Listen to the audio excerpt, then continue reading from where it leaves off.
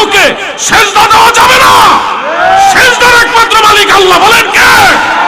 আওয়াজে বলেন কে? কবরকে, রসুলকে, রসুলের কবরকে সেজদা দেওয়া শিরিক। সেজদা চলবে একজনের জন্য, তিনি কে? যদি হয় গাউস পাকের কথা, তোমার পিশাব আর কত বড়, তাকে তুমি সাজদা করো, হারাম, শিরক, নাজায়েজ, ঈমান নষ্ট হয়ে যাবে। যদি কেউ আল্লাহর সাথে অন্য কাউকে শরীক করে, সে সবচেয়ে বড় পাপ করছে। আর আমরা সিজদা করব শুধুমাত্র আল্লাহ সুবহানাহু ওয়া তাআলাকে। যদি কেউ আল্লাহ ব্যতীত অন্য কাউকে সিজদা করে, সে শিরক করছে। হবে শিরক সম্পর্কে জানবো। শয়তান কইছিল আদম রে সিজদা করা শিরক, তাই না? অহনে মানুষে কি কয়, মৌলবী সাহেবরা কি কয়, পীরের সিজদা করা, নবীর সিজদা করা। শয়তান কি কইছিল? আদম রে সিজদা করা শিরক, নাজায়েজ, হারাম। তাহলে এই জগতের মানুষ কার দর্শন গ্রহণ করছে? আদমের দর্শন, আল্লাহর দর্শন, নাকি শয়তানের দর্শন? শয়তানের দর্শন মানুষ গ্রহণ করছে। কারণ মানুষের মধ্যে আল্লাহ থাকে গোপন, রাসূল থাকে গোপন, শয়তান থাকে প্রকাশিত।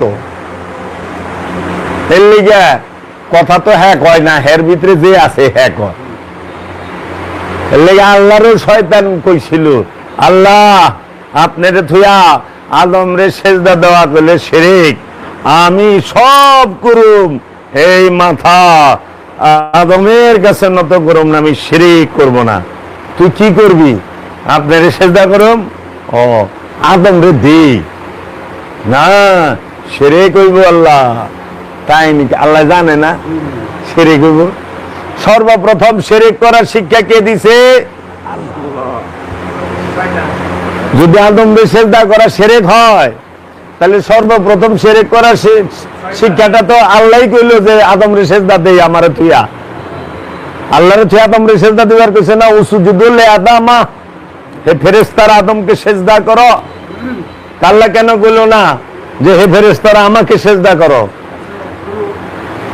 শয়তান এবং আল্লাহ তখন তো দুইজনই ছিল, খালি সেই শয়তানের মন্ত্রটা কোথায় থেকে বলে তাহলে আদমকে সেজদা করবে। যে উত্তর সুন্দর কইছেন, শয়তান আর আল্লাহ দুইজন।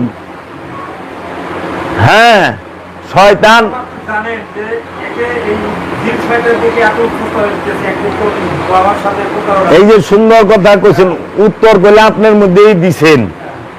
শয়তান আর আল্লাহ দুইজন, দুই থাকার নামই শিরক। কিন্তু আদম আর আল্লাহ হলো দুই না, যিনি আদম তিনি আল্লাহ, যিনি আল্লাহ তিনি আদম।